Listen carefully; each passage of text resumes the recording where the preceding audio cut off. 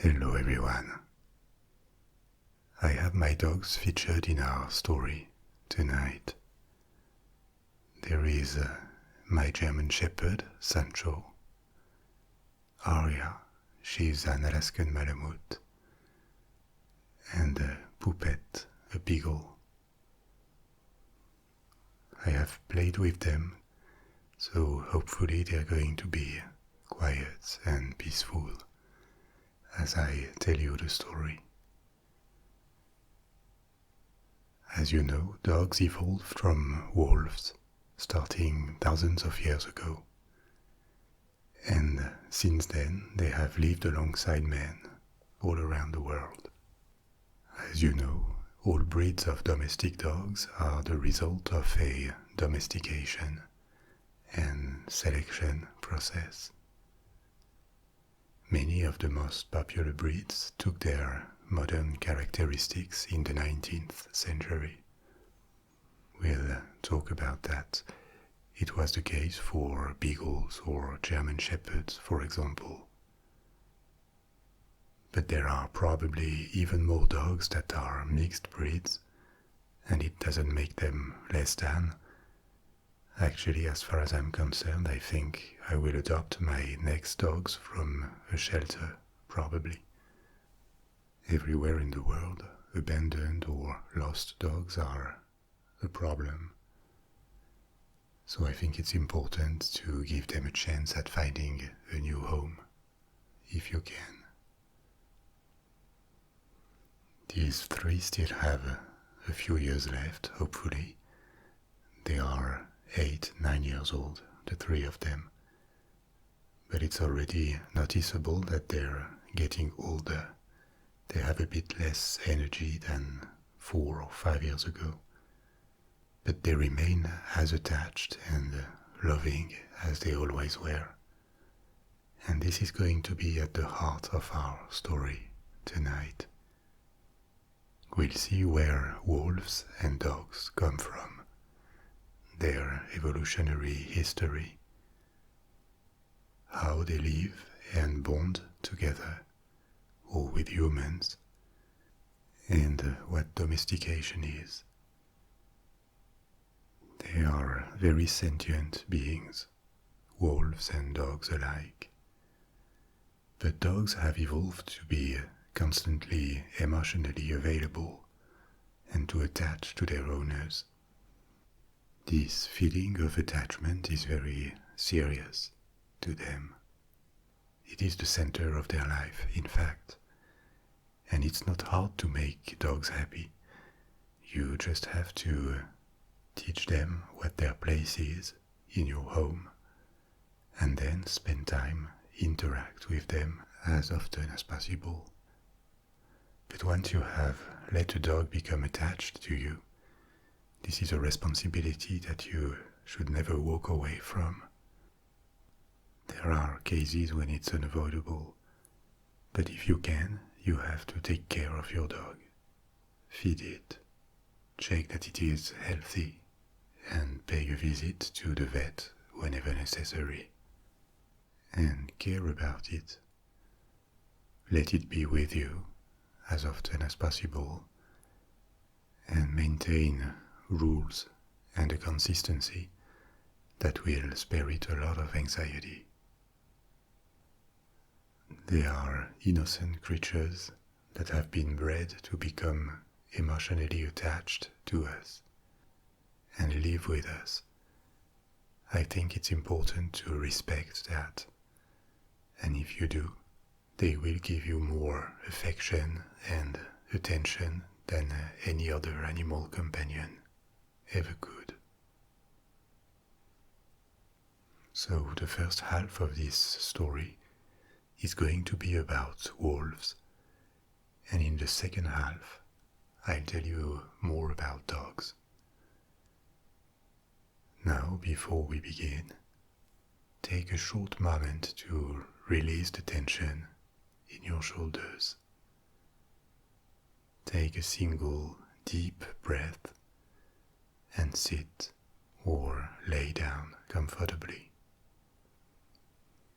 This story will soon be on Spotify, Apple Music, Deezer, and other music platforms, together with dozens more. You can listen to my stories there if this is more convenient for you. You never need the visuals to follow along. There is a link in the first comment pinned under the video. In this same comment, you will also find timestamps if you wish to go straight to a particular section of the story or return to it later. And as always, you can also download this video in HD or the audio if you wish to have it on your phone and listen offline. If you support my channel on Patreon, here again there's a link in the first comment. So let's begin. And before we talk about wolves and dogs specifically, let's go back in time, millions of years ago, to what we know of their ancestors. It is estimated that about 43 million years ago, two new groups of species began to emerge among carnivorous mammals: feliforms and caniforms. Feliforms are not our topic tonight, but they are the ancestors of cats, big and small. They evolved until the present into tigers, lions, leopards, and many more, including domestic cats. Many different species have appeared and gone extinct from 43 million years ago to the present. And the other group that emerged about at the same time were the caniforms. Caniforms are a large group, a large family that includes not only wolves and dogs. They have a lot of cousins on this branch of the evolutionary tree, like bears, seals, raccoons, and foxes. The divergence between wolves and foxes happened more recently, 12 million years ago. Within caniforms, a subgroup of species, such a subgroup within a larger family, is also called a genus. So such a genus had appeared in North America, the first canines. These first canines were called leptosian, and they were relatively small animals. They weighed around 4 to 5 pounds, and they probably looked like small foxes. They didn't have a very powerful bite, and they probably lived on small, fast-moving prey and fruits. Like foxes nowadays, they were likely to be omnivorous. Leptosian evolved again and was replaced 12 million years ago by two distinct genuses: Vulpes, also known as foxes. There are many different species of them, and canini, canines. In this family there are jackals, coyotes, and a latecomer, around 3 to 4 million years before present, the wolf. Before wolves, canids were small to medium-sized predators. They were not top predators at all. This spot was occupied by big cats, like saber-toothed cats or the ancestors of bears. The appearance of the wolf changed this. Other predators didn't disappear, but wolves were extremely successful as a group of species. There were several species of them. And around 1.8 million years ago, they multiplied and spread around the world. From Africa, the north of China, and North America, they invaded most of Asia and Europe too. This explosion is sometimes referred to as the wolf event, 1.8 million years ago, about at the time when our ancestor Homo erectus was appearing. Wolves already dominated a large part of the continents, and it is likely that to Homo erectus and its followers, down to Homo sapiens, our species, there were always serious competition and certainly a threat to their safety too, because wolves from the start were essentially carnivorous. Why were wolves so successful almost 2 million years ago and until recently? It is probably a combination of reasons. First, they were social animals. Not always, not all wolves live in a pack, but their collaboration may have made them better hunters. They were also fast and powerful, becoming the largest canids to date. They were also able to adapt under almost all climates, including in the cold. They could thrive and reproduce faster than their competitors. And finally, there was an abundance of prey for them, including large prey like mammoths in the steppes of Eurasia or bisons in North America. So from this wolf event to the relatively recent past, just a few thousand years ago, they became the top predator in many parts of the world, by their numbers, if not by their individual strength. Except in South America and Sub-Saharan Africa, or on islands, wolves became the one group of species humans had to compete with for space and hunting areas. Along these hundreds of thousands of years, there was a lot of genes exchanges between species of canids. The different species of wolves could breed between them, and so could they with coyotes and jackals, because they were from the same branch of the evolutionary tree and genetically compatible.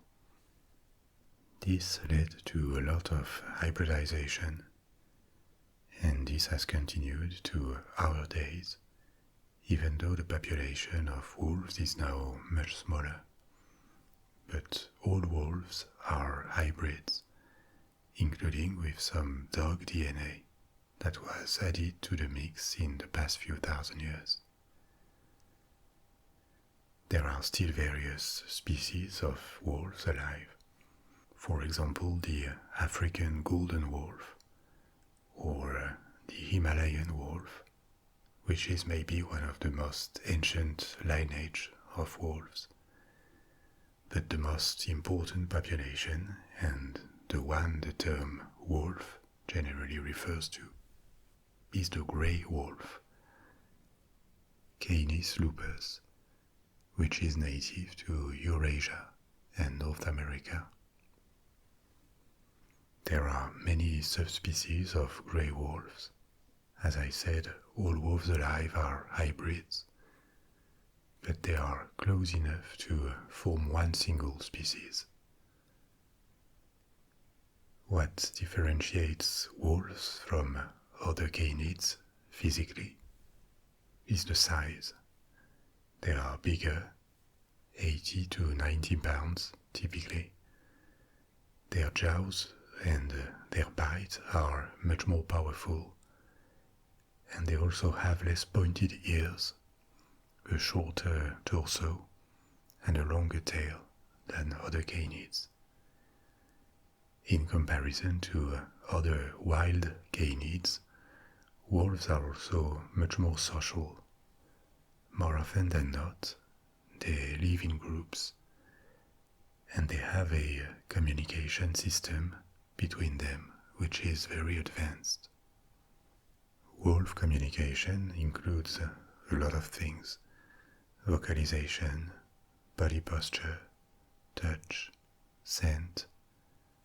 And if you have dogs, you're going to recognize many of these means of communication, because dogs have kept many of them. Through their posture, they indicate their level of aggression or that they are self-assertive. In this case, they keep their body as high as possible. They raise the hair over their neck and back, and if they also move slowly and deliberately, this probably indicates an attack is coming. When they are submissive, on the opposite, they carry their bodies low, they slicken their fur, and they lower their ears and their tails. To indicate its submission to another, a wolf may lie on its back and let the other one sniff it. There are many possible variations between these, and wolves get them very well.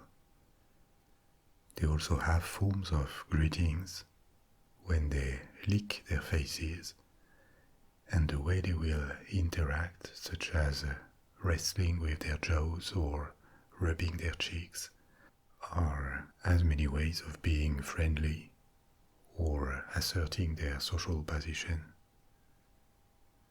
They also communicate with sounds. They howl, generally to assemble the pack before and after hunting. There is also a legend, let's call that a legend, saying that they howl to the moon. But it is more of a cliché, in fact. It has not been backed by observation. They also bark sometimes, and they growl. These are the communication means we are the most aware of, because we perceive them. But there are more. Their olfactory communication is also very developed. Wolves have sweat glands on their face, their lips, their backs, and between their toes. Each wolf gets a specific smell print from those that others can recognize. They also mark the areas where they live with urine, like dogs do. The exact function of this is still debated. Researchers agree that it serves to establish boundaries, because wolves are very territorial. They define an area for themselves or their pack.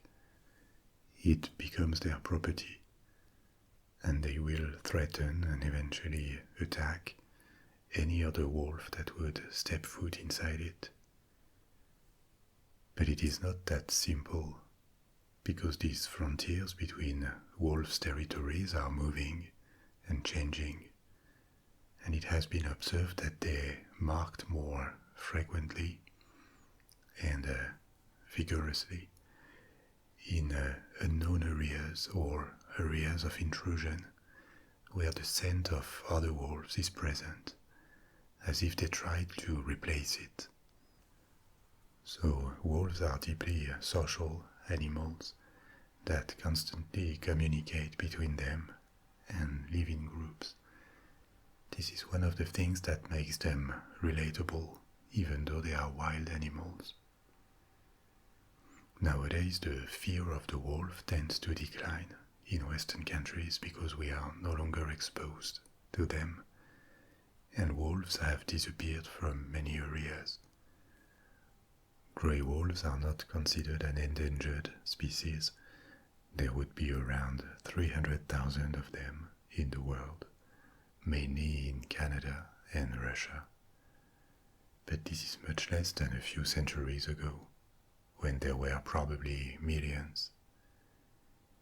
In the fight for dominance with men, wolves have lost, but there is a long history to this relationship between wolves and men, dating back from prehistoric times.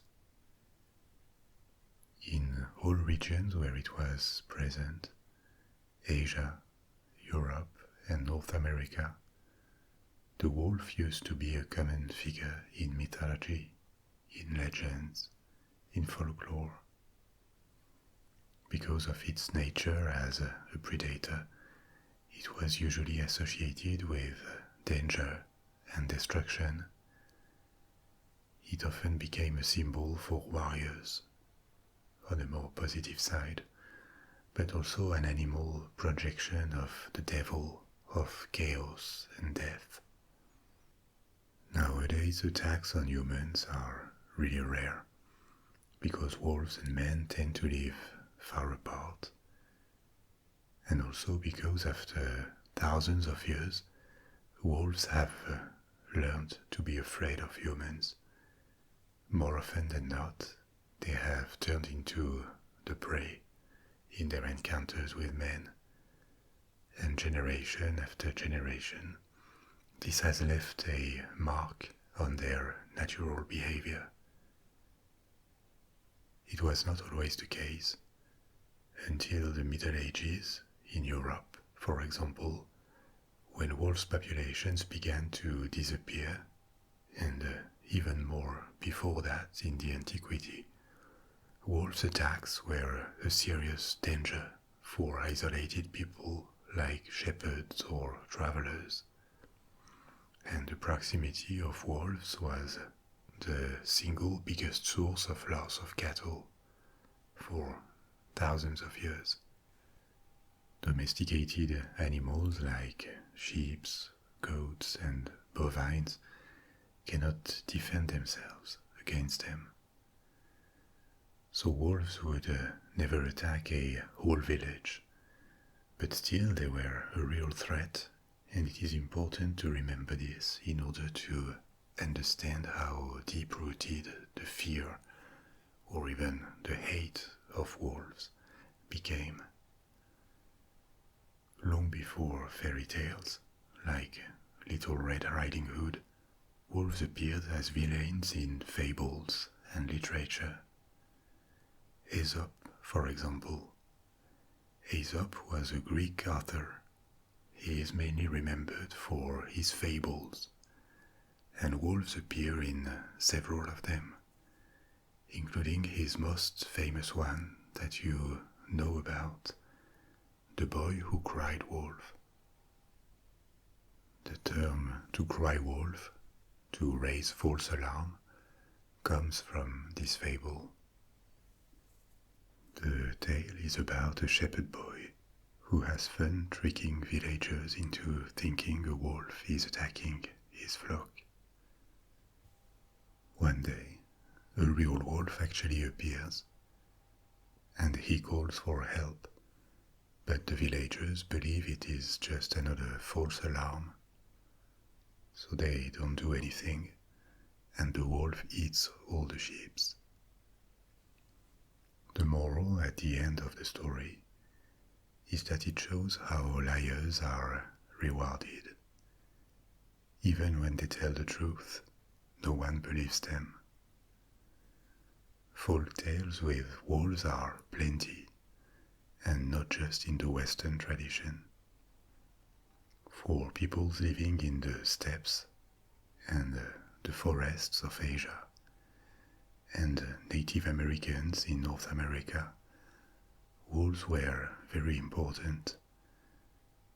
For example, for the Pawnee, who historically lived in what is now Kansas and Nebraska. The wolf was said to be the first animal brought to Earth. When humans first killed a wolf, they were punished with destruction and the loss of immortality. The story explains the fall from grace of mankind, an equivalent to the original sin in Christian tradition, except the apple and the snake are replaced with the killing of a wolf. The Pawnee and Blackfoot, too, called the Milky Way the Wolf's Trail. And very far from them, in Central Asia, in Siberia, in Mongolia, wolves were also central in a religion called Tengrism. I told you about it in the story about Genghis Khan and the Mongols. It was believed that wolves were the only other creatures, apart from men, that worshipped the deity. When howling, they were actually praying to Tengri, the primary god of their pantheon. Among nomadic tribes, be it in Asia or America, wolves were feared but had a somewhat more positive image, it seems.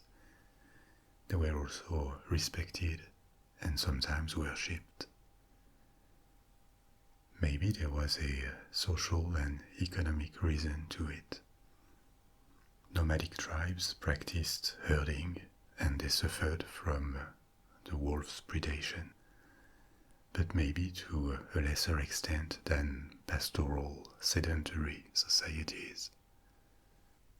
They also had a very different approach to nature and the status of animals. First, the idea that the land could belong to individuals or a small group of people was alien to them. So the concept of animal intruders that would live on the territory of man didn't really make sense in their worldview. Tribes and clans had territories, and there were wars too, but the nomadic lifestyle and the absence of property of land made their relation to nature very different to the one that appeared in sedentary societies. And yet another difference with the Western tradition when it comes to the relationship with wild animals is that in the West, and it began long ago maybe with the Greeks, nature is perceived as a resource for man. Mankind is entitled to use it, tame it, transform it. The Christian tradition only cemented this view of nature. It is written in the book of Genesis that nature exists only to support man, that man must cultivate it, and that animals were created for his own purposes. The power of this statement gets a bit lost today, because we have reached a point where we perceive ourselves as a risk to wildlife in general. We know that many wild species are endangered or have already disappeared because of our human activity, the taking of the land or their exploitation as resources.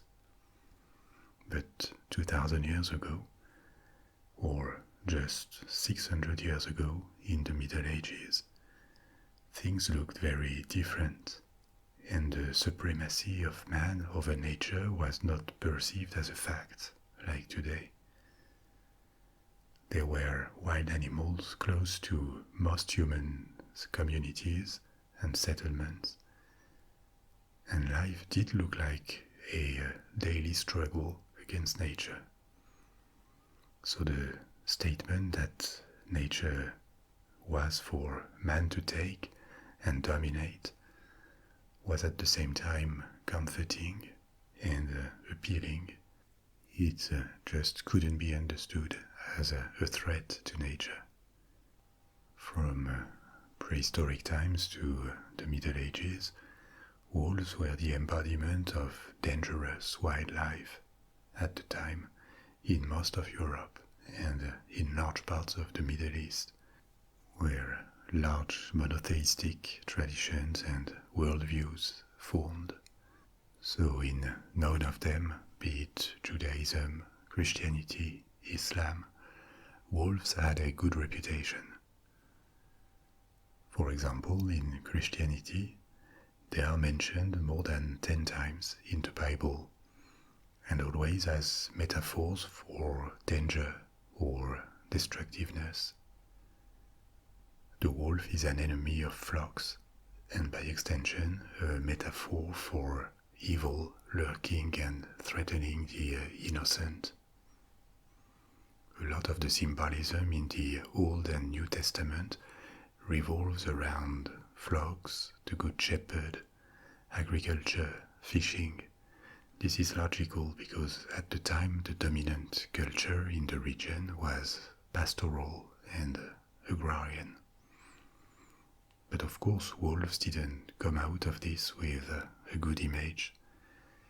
And there are concepts in the New Testament like the wolf in sheep's clothing, to warn against false prophets, that are obviously a metaphor. It is not about an actual wolf, but it contributed to give wolves a bad name in Western culture. Now the fight against wolves that went as far as their extermination in many regions of the world did not happen because of religious texts or religious traditions. Like in Europe, wolves were also hunted in China or in India. It happened because they were a threat and an obstacle to human societies. But it's important to understand how negative the image of wolves became for a long time in Western societies.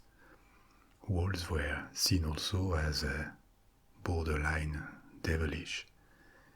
I made a story recently about werewolves that elaborates on this. Their image began to be restored only several centuries after the danger had disappeared for the most part. Their rehabilitation began at the end of the 19th century. It's recent.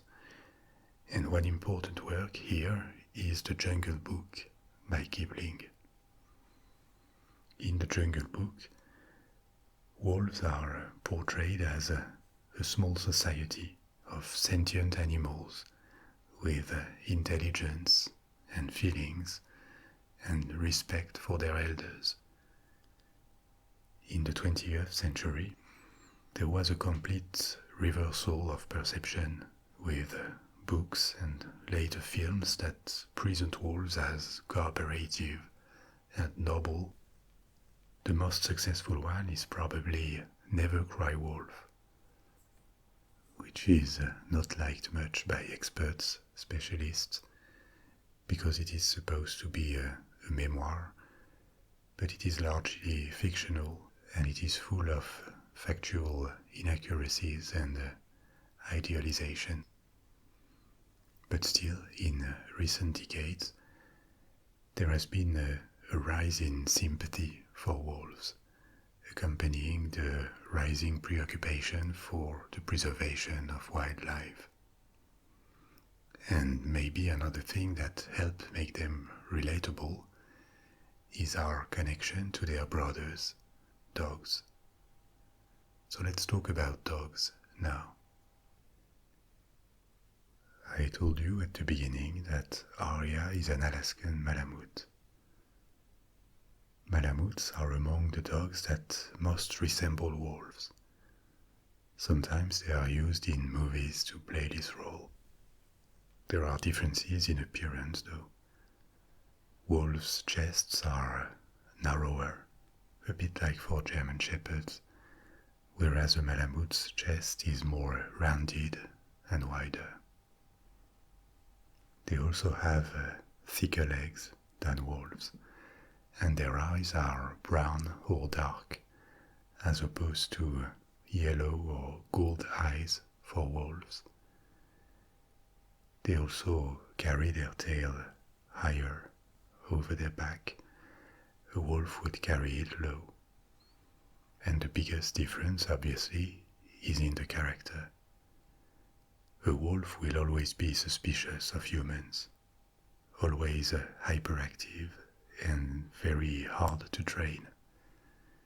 It is possible for humans to befriend a wolf or a pack of wolves with a lot of patience and understanding, but it's hard and there will always be an unpredictable, wild component to wolves' personalities. In contrast, a Malamute dog is naturally friendly to humans, and humans specifically. They are trainable and very laid back and relaxed when nothing is going on. And yet, apart from the morphology, Malamutes also retain a lot from the wolf. I told you about communication earlier. Dog communication follows the same lines, the same stimuli and responses. They also are social animals that can live alone but have a tendency to regroup in packs, inside which they establish a hierarchy, just like wolves.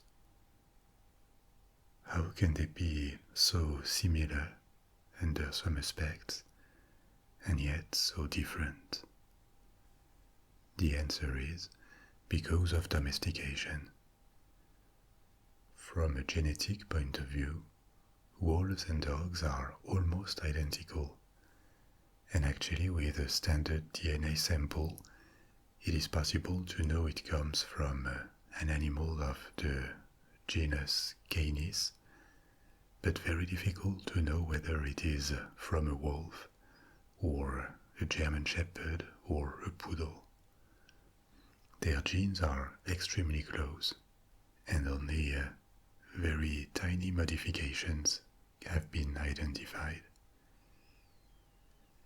Now it is not uncommon to have a very similar genome within the same species.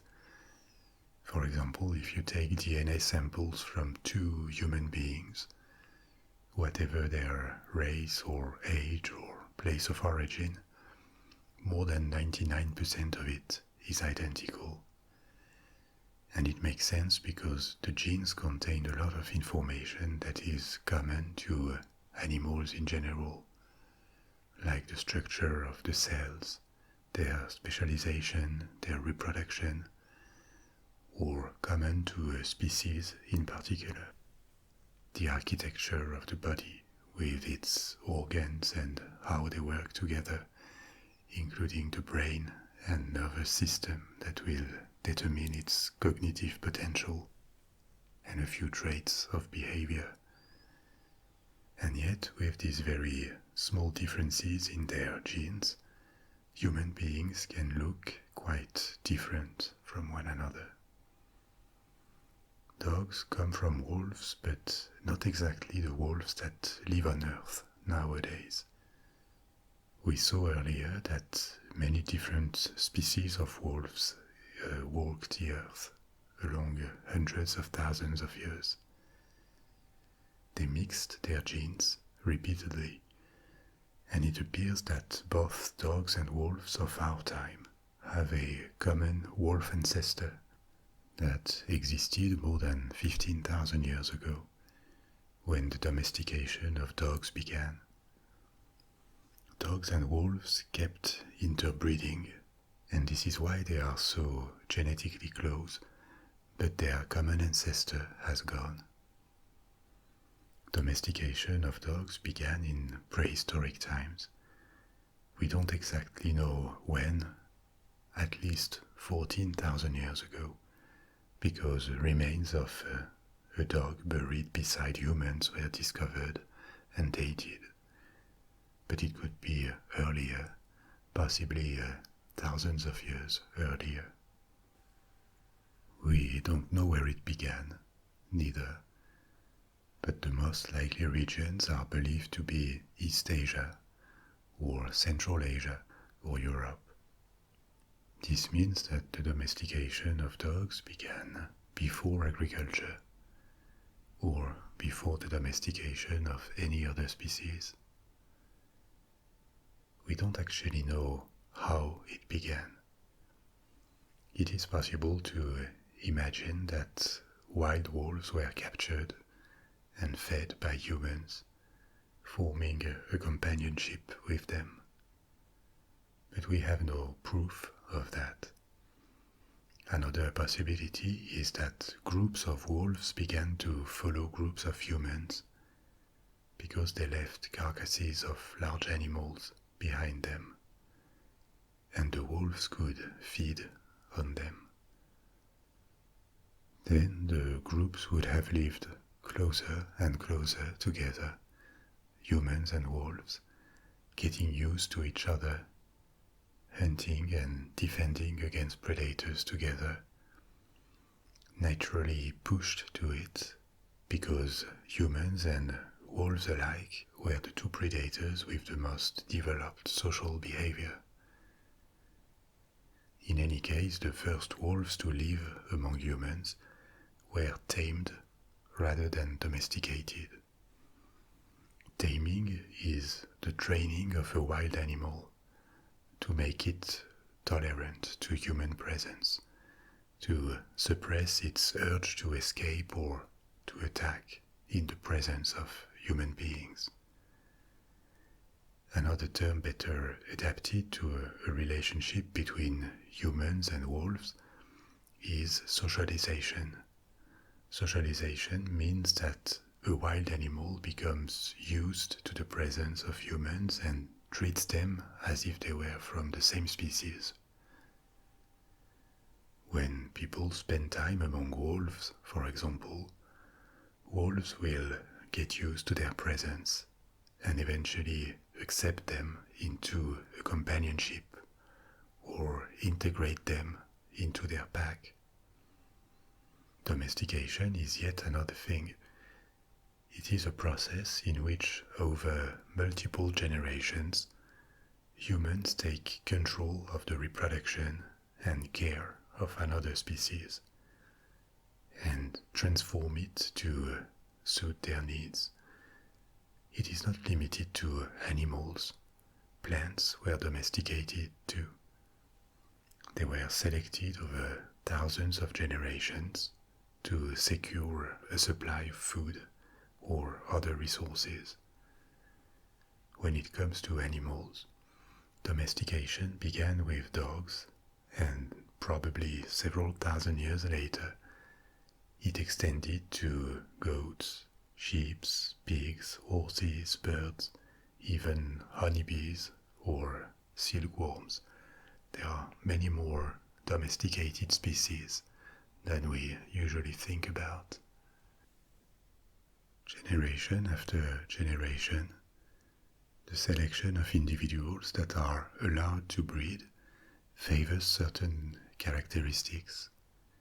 Individuals with a genetic predisposition to be friendly and social to humans are favored, and this becomes the norm for the new domestic species.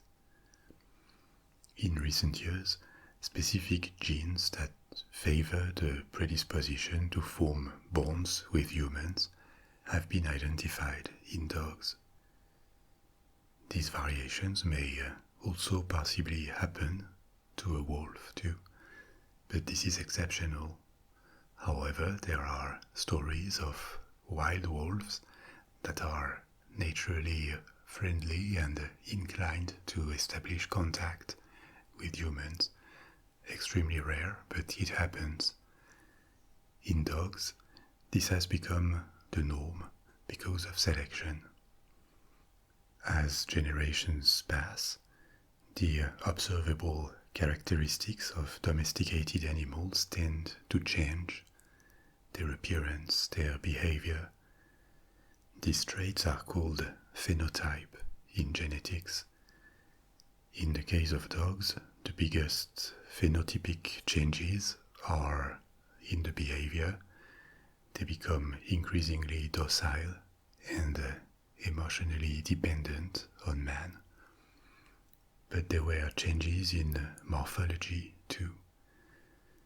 The shape of tails and ears, for example, floppy ears that you wouldn't find in a wild animal, the color of the fur, a reduction in the tooth size.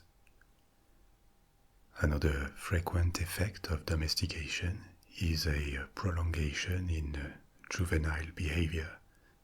If you have a dog or even a cat, you probably noticed that they remain effusive and playful until they are really old. This behavior exists among the youngs in wild animals too, but it tends to disappear and they become more mature when they are adults. In domesticated animals, especially pets, the prolongation of juvenile behavior has been selected over centuries and centuries. Not all dogs will have it, will feature it, but a majority will. This is where their experience of life also plays in the formation of their character, their personality. There is an old debate about what is innate and what is acquired in the formation of an individual's personality. Maybe it doesn't make that much sense to say that one dominates the other, or even that it is 50-50. The formation of an individual results from the interaction of the acquired with its genetic predispositions. So in a sense it is at the same time entirely innate and entirely acquired. In the case of dogs, their domestication makes them highly inclined to be friendly towards humans and form bonds with them, but only if they have been accustomed to human presence and contact shortly after their birth. A dog born in the wild, it happens sometimes, who has reached adulthood without contacts with humans, will act a lot like a wild animal, because it has not received the human print early. Its offspring will remain domesticated, because it is genetic, and its offspring may have a totally different behavior provided they have been in contact with humans. And likewise, the youngs of a socialized wild animal will be wild, because in one generation and without selection, there is no predisposition to be friendly to humans. It is recommended if you have a litter of puppies to spend a bit of time with them when they are just a few days or a few weeks old, and also to introduce them to another person. It can be another member of the family, anyone, because this first contact with different human beings will be very important in their social interactions later. They need to become used to the presence of humans at an early age. The acquired part goes much further. Dogs also need to be educated to live among us.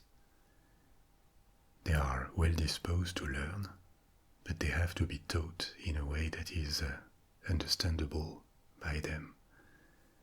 Some are easier to educate than others, including within the same breed, because they do have different personalities or attention spans. The one factor that makes them open to learning and obeying is that they want to please the humans they are attached to. Don't believe you make your dog unhappy when you give it orders or when you forbid something. It's the opposite. Knowing how to please you, knowing their place in the pack that is your home with other people or other animals, is all they need, as well as recognition when they do well and attention given to them to rest assured that they matter to you. I think the understanding that dogs have deep feelings and respond to affection is generally well understood among dog owners, but it's an error to go as far as treating them like humans, because they are not. They ignore feelings like shame or guilt. The only thing that makes them regret having done something is the fear of being found out and displease you. But they cannot feel bad for moral reasons about a mistake they made, or even remember it a long time. They cannot hold grudges. They cannot hide their intentions. That's why it is not recommended to punish a dog if you don't catch it in the act, because it cannot understand the punishment for something it did 1 hour before. For example, when your dog destroys something in your home and you find out later and you show it what it has destroyed, asking, "What is this?" or "Why did you do that?" It may apparently act guilty and look down or lie on its back, but this is not because it understands it did bad. It is because dogs perceive that you are displeased or angry just by your attitude. For whatever reason, they don't know, but they will adopt a submissive position as a response. So consistency, patience, and an understanding of how they think are the best tools to educate them well. And once again, a dog doesn't feel bad for being in a submissive position. They are just satisfied and more at peace when they know their place. Now, the hierarchy in a pack of social animals is never fixed once and for all. It changes over time, and depending on their character, dogs test it from time to time, between them or with you. Among my dogs, the dominant one is Sancho, the German Shepherd. He's always the first to be greeted, to be given a treat, to be given food. He will do whatever I say, but he expects to be the first among dogs. And he will regularly put the two others back in their place if they cross a line. It's not even violent. He just growls a little bit and the two others comply. Then there is Aria, and finally the little one. She gets bullied a little bit sometimes by Aria, and as long as there are no bites, I certainly don't intervene, because it's their business. And if I didn't let Aria reaffirm her rank, she would just turn more aggressive against her.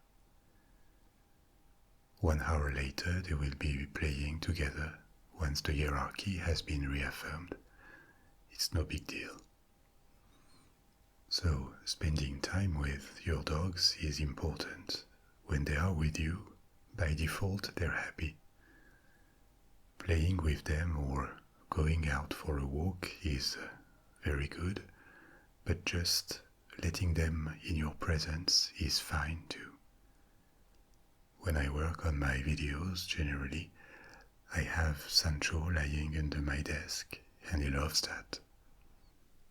Grooming them is also something they appreciate a lot. Not the bath, maybe, but brushing, yes. They get a lot of positive feelings and energy from feeling physically good. They will always be grateful when they associate this pleasant sensation with what you do for them. The one that requires more brushing in my case is Arya. When the summer comes, Malamutes lose a lot of hairs. She's regrowing hairs at the moment because the cold season has begun, but in spring, in September, October, she loses an impressive quantity of hairs and we brush out several pounds of hairs every year. It's impressive. Breeds with short hair, like beagles, need less brushing, but still they love the sensation, so she is treated with that too. This brings us to the different dog breeds and where they come from. The diversity of traits and abilities of phenotypes, as we've seen before, is huge among dogs, more than any other species of mammals. Some breeds demonstrate particular skills. It can be in herding, in scent detection, in guarding, retrieving. So how did this appear? And why did so many different breeds of dogs diverge so much in appearance? The first dogs looked like wolves. Over the millennia, they experienced this domestication syndrome that modified their appearance and their behavior. And because their breeding was at least partly controlled, different types of dogs appeared depending on the regions and the functions they were destined to. We know that 3,000 to 4,000 years ago, greyhound type dogs existed because they were depicted on pottery and paintings from India and Egypt. For protection and hunting, mastiff type dogs were bred too since the antiquity. Another important ancient type of dogs is Spitzes.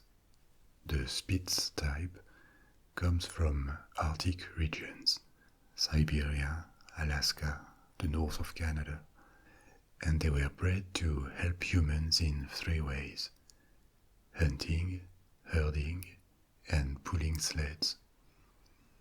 Huskies, Malamutes, Canadian Eskimo dogs, Finnish and Swedish Laphounds, the Akita from northern Japan, they are all Spitzes. For thousands of years there was selection, but very little attention was paid to a standardization of breeds with well-defined characteristics. To be considered belonging to a particular breed, a dog needs to have certain characteristics, but also be able to pass these same characteristics to its offspring. So the stabilization of a breed's characteristics can take several generations of carefully controlled reproduction. All ancient types of dogs were not powerful or fast, neither. For example, an ancient type is the Chihuahua. It comes from Mexico, and in pre-Columbian times, the ancestors of modern Chihuahuas, that were already very small dogs, were raised as pets and possibly as food.